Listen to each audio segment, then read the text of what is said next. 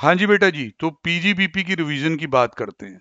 आपको समझा दिया गया कि ये चैप्टर लाइफलाइन है, इसको करना बहुत ज़रूरी है अगर पेपर को पार लगाना है। मतलब समझ रहे हैं, इंटर क्लियर करना है तो पीजीबीपी आपको करना चाहिए। तो भाई अब देखो, अब आईसीए के मॉड्यूल में जब आते हो, एक तो उन्होंने समरी एडजस्टमेंट शीट जिसे कई लोग कह देते हैं वो दे रखी है कि नेट प्रॉफिट एज पर फाइनल अकाउंट्स अकाउंटिंग स्टैंडर्ड के अकॉर्डिंग दिया होगा। अब उसको बिजनेस इनकम में कन्वर्ट करना है, तो ये खर्चे अगर उसमें आ गए हैं तो ये कर दो वो कर दो।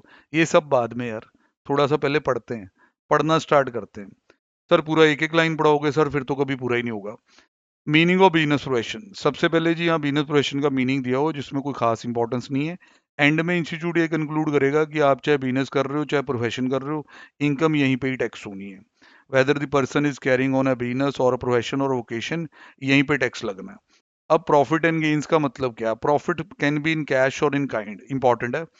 देखो, अगर आपको पास कुछ आपने अपनी सर्विसेज दी और उसके बदले में इन काइंड भी पेमेंट आ गई, जैसे आप एक स्टार बंदे हैं, ब्रांड इंडोर्स करते हैं और आपको इंडोर्समेंट फी आ गई in the form of shares of the company, वो भी आपकी इनकम मानी जाएगी।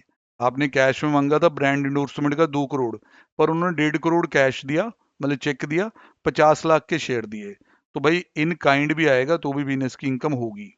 फिर अगला पॉइंट कहता है कि capital receipts are generally not taken into account. Normally capital receipt पे टैक्स नहीं लगेगा, फ्लैट टैक्सेशन उनकी नहीं होगी। And if there is a transfer of capital asset तो कैपिटल गेन में चले जाना। पर वॉलंटरी पेमेंट्स या रिसीट्स की बात करता है, एआई का जमाना है, हर पॉइंट रिपीट कराना है। Payment voluntary made by person who were under no obligation to pay anything at all, ये भी आपकी इनकम मानी जाएगी। If they were received in course furtherance of business, मतलब आपको किसी बंदे ने पैसे दिए जिसको आपको पैसे देने बनते नहीं थे, वॉलंटरली पे कर रहा है, पर वो दिए आपके in course of business profession ही है। जैसे amount paid to a lawyer, institute example देता, by a person who was not his client but who has benefited by the lawyer professional service to another would be assessable as lawyer income. मतलब आप एक वकील साहब, आपने एक बहुत बड़ा केस लड़ा और जीता, उसके अंदर एक लैंडमार्क जजमेंट